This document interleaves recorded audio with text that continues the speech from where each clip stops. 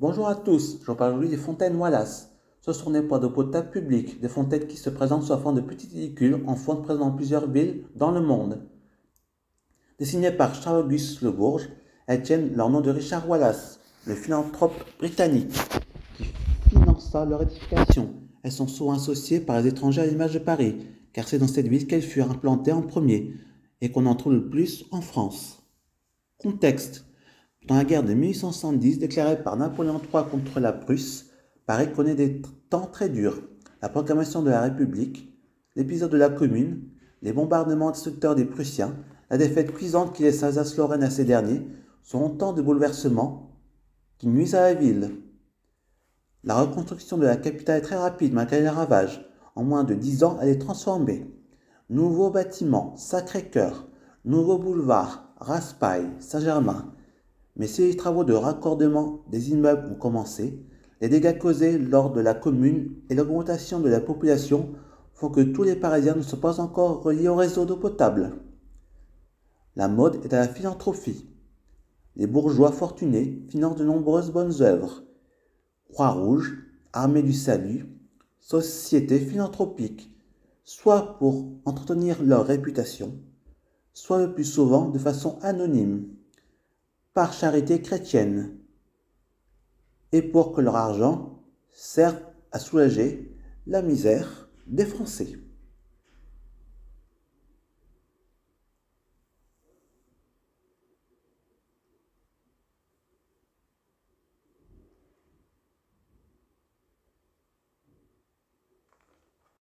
Parmi ces philanthropes, Sir Richard Wallace est un des plus électriques et des plus discrets. Ayant hérité de son père une grande fortune en août 1910, il décide d'en faire profiter les Parisiens, ce qui lui vaut une grande popularité. On peut le considérer comme un philanthrope au sens propre du terme. Quand il y en avait beaucoup à l'époque, son dévouement le pousse à rester dans sa ville parisienne assiégée pour être là où on a besoin de lui, plutôt que de se réfugier dans une de ses luxueuses propriétés. Il fonde également un hôpital, s'occupe de l'accueil des victimes des bombardements et de la distribution des vivres à la population. Il reste toujours fidèle à sa nation d'adoption, la France, où il repose au cimetière du Père-Lachaise. Les fontaines portent son nom compte parmi ses nombreuses contributions au patrimoine parisien. À la suite du siège de Paris et à la Commune, de nombreux aqueducs sont détruits, et le prix de l'eau, déjà élevé, en est considérablement augmenté. De nombreux démunis se trouvent dans l'impossibilité d'en trouver gratuitement. Dès lors, la dotation des marchands de vin est grande chez les indigents. C'est un devoir moral que de les aider et de leur permettre de ne pas plonger dans l'ivrognerie. Le besoin urgent de ces brasseries des 4 femmes est clairement prouvé par la vitesse à laquelle le projet est concrétisé. Encore aujourd'hui, où l'eau et l'hygiène ne sont pas un problème pour la grande majorité des Parisiens. Ces fontaines sont souvent des seuls points d'eau gratuits pour des personnes comme des SDF. Riches ou pauvres, tous les passants peuvent s'y désaltérer. La philosophie de Wallace est d'aider efficacement et discrètement ceux qui en ont besoin. Les fontaines sont la manière d'y parvenir tout en réalisant son souhait d'embellir Paris, sans faire dans le spectaculaire. La plupart des fontaines ont différentes couleurs, vertes, bleues, rouges, jaunes, roses et différentes formes que l'on verra tout à l'heure. Mais les principales et les plus connues sont les fontaines Wallace vertes.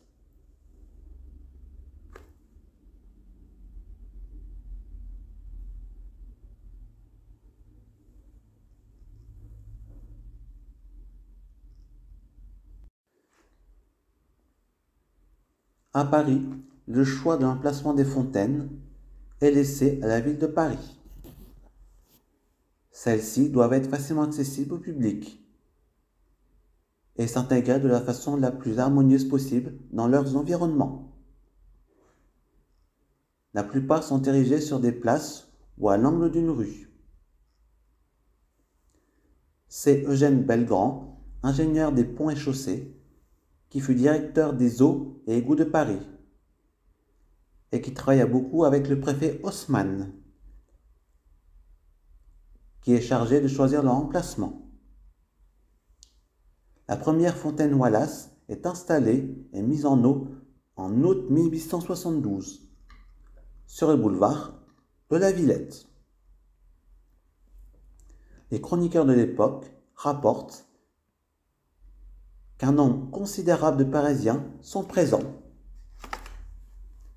et tente de s'en approcher dans une bousculade effrénée. Aucun personnage officiel de la ville n'était présent à cette inauguration. Il n'y avait que les Parisiens et quelques notables.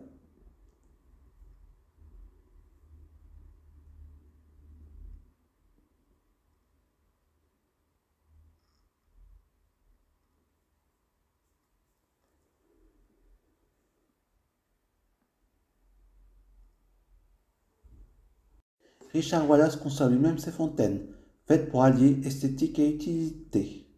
Elles sont conçues dans le respect strict du cahier des charges. La taille assez grande pour être visible de loin, mais pas trop, pour ne pas rompre l'harmonie du paysage. La forme à la fois pratique d'utilisation esthétique. Le prix abordable pour permettre l'installation d'une dizaine d'exemplaires.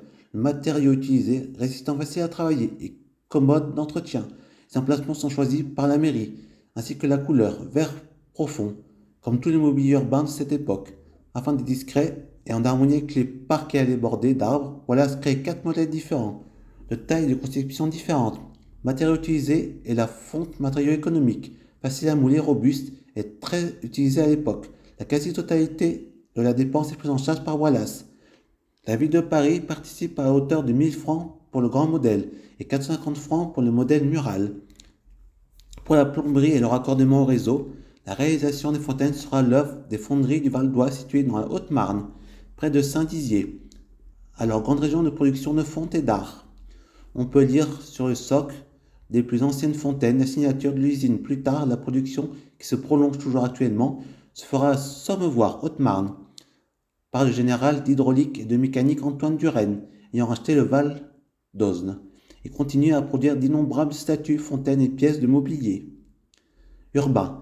Le succès des fontaines Wallace engendra naturellement des copies par des fonderies concurrentes, ce qui explique qu'on trouve des fontaines qui sont à la manière d'eux, sans être d'authentiques fontaines Wallace.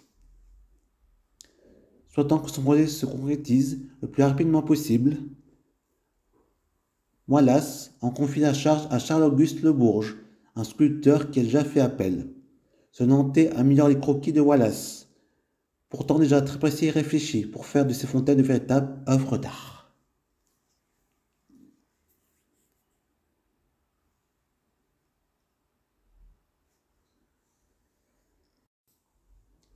Nous allons voir maintenant les différents modèles de fontaines Wallace. Il y a d'abord le grand modèle. Caractéristiques 2,71 m pour 610 kg, conçu par Sir Richard Wallace. Ce modèle s'inspire de la fontaine des Innocents. Sous un soubassement de pierre de Hauteville, repose un socle à 8 pans sur lequel vient s'ajuster la partie supérieure composée de 4 cariatides, soutenant le dos et soutenant à bout de bras un dôme orné d'une pointe et décoré de dauphins.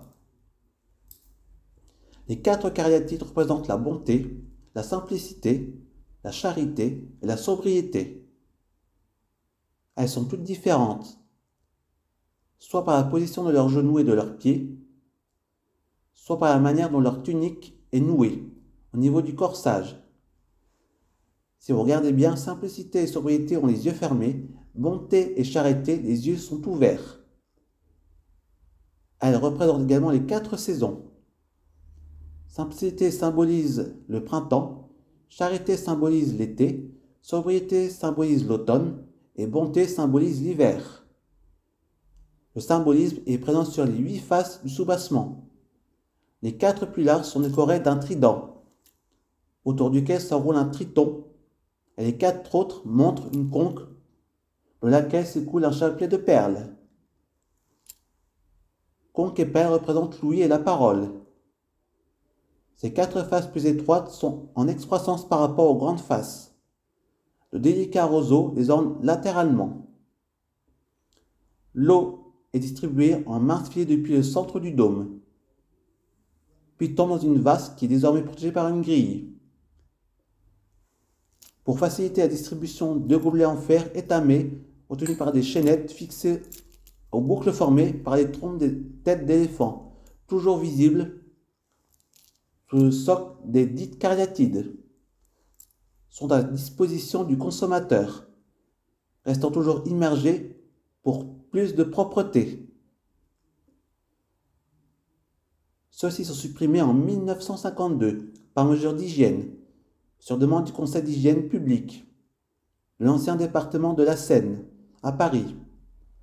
7 fontaines ont été peintes d'une couleur différente, du vert imposé depuis Napoléon III, dont une rouge dans le quartier chinois, une jaune près du Grand Moulin, une bleue dans l'ancien quartier de la gare de Rungis, une autre étant située près de la mairie du 20e arrondissement de Paris. Voici quelques photos de fontaines Wallace. Rouge, jaune, il y en a même une rose, bleue, mais les plus importantes sont les vertes.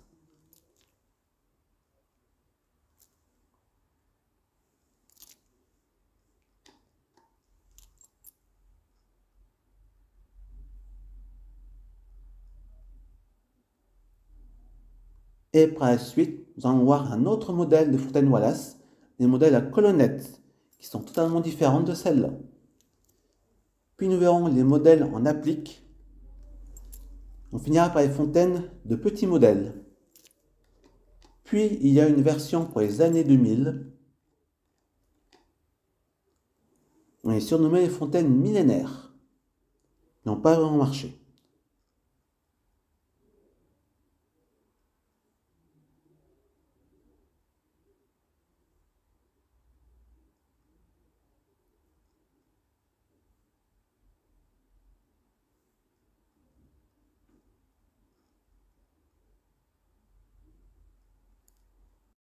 Voici les modèles à colonnettes. L'exemplaire à colonnettes de la rue de Rémusat dans le 7e arrondissement de Paris, caractéristique, 2,50 m pour plus de 500 kg. Ce dernier modèle est réalisé par la suite. Les caractéristiques sont remplacées par des colonnettes pour réduire leur coût de fabrication. La forme générale de la fontaine est comparable à celle du grand modèle, bien que le chapiteau ne soit plus aussi pointu, la partie inférieure plus incurvée. Les 4 faces sont identiques. Le fabricant est Chappé et Fils, fabriqués en une trentaine d'exemplaires. Il n'y en a aujourd'hui que 2 à Paris. L'une rue de Rémusat, l'autre avenue des Ternes. Un exemplaire de cette fontaine existe aussi au cœur des Halles de la ville napoléonienne de La Roche-sur-Yon et un autre à Rio de Janeiro.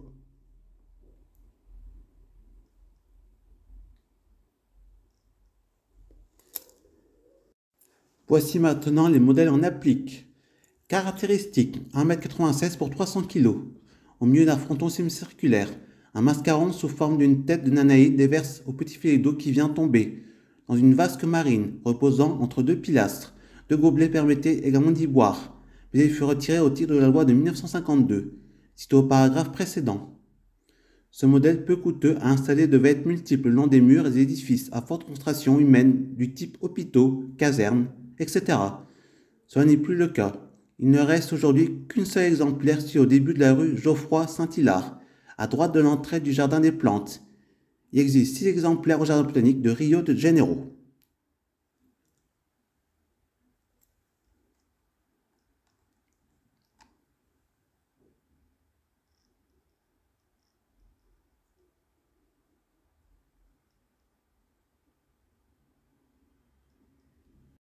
Voici maintenant les fontaines de petits modèles. Caractéristiques 1,32 m pour 130 kg. Ce ne sont pas des fontaines Wallace à proprement parler. Elles sont créées par la fonderie de Val d'Osne, présentée dans une planche du catalogue de fonds d'art numéro 2, planche 5119, intitulée Fontaine à boire de la ville de Paris. Elles n'ont rien de commun avec le mécénat de Sir Wallace. Ce sont de simples bornes fontaines à boutons poussoirs qu'on peut trouver dans les squares ou jardins publics. Marquées de l'écu parisien, celle installée sur la place des Invalides ne possède pas ces écus, ne mesurant que 1,32 m pour une masse de 130 kg. Elles sont entièrement financées par la mairie de Paris.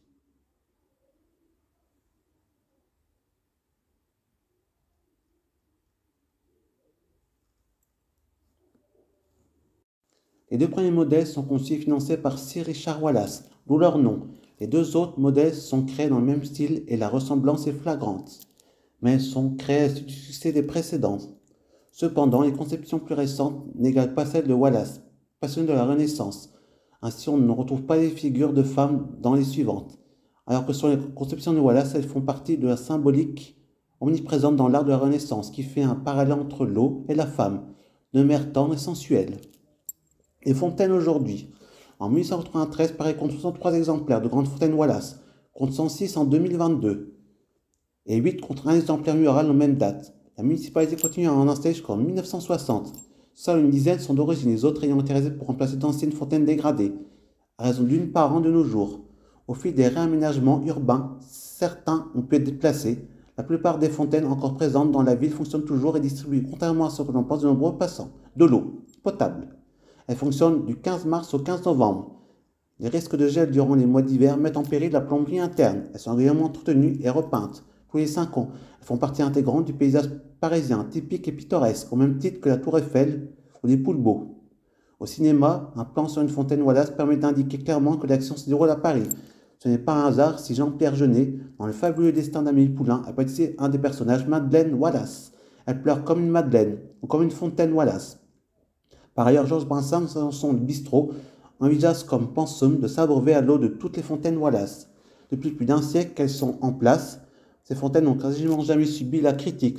Cependant, de même que les non moins célèbres colonnes Maurice, elles ne sont toujours pas inscrites au monument historique, à l'exception des fontaines Wallace de la place Louis Lépine depuis 1970. Début 2011, 3 nouvelles fontaines sont installées dans le 13e arrondissement. À l'occasion des travaux de rénovation urbaine, peintes de couleurs vives lors de leur installation, elles devaient à l'issue des travaux être peintes dans le vert usuel. En 2022, on en compte 7 dans Paris de couleurs clinquantes. Elles ont été très critiquées, si bien que l'adjointe à la maire de Paris en charge du patrimoine, Karen Taïb, déclare que le mouvement ne sera pas poursuivi. En 2015, à Sully, la fontaine Wallace s'est volée le lendemain de sa remise en fonction, après 8 mois de rénovation. En 2019, les fontaines Wallace de Paris sont toujours fabriquées de manière artisanale par la société GHM7. Et la mairie dément l'information selon laquelle la ville s'apprête à remplacer les modèles historiques de fontaines par de nouveaux modèles plus design et fonctionnels.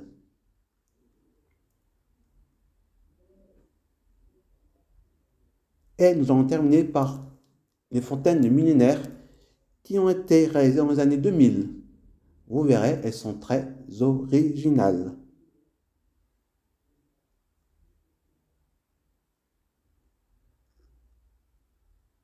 Et on termine ici avec quelques fontaines Wallace.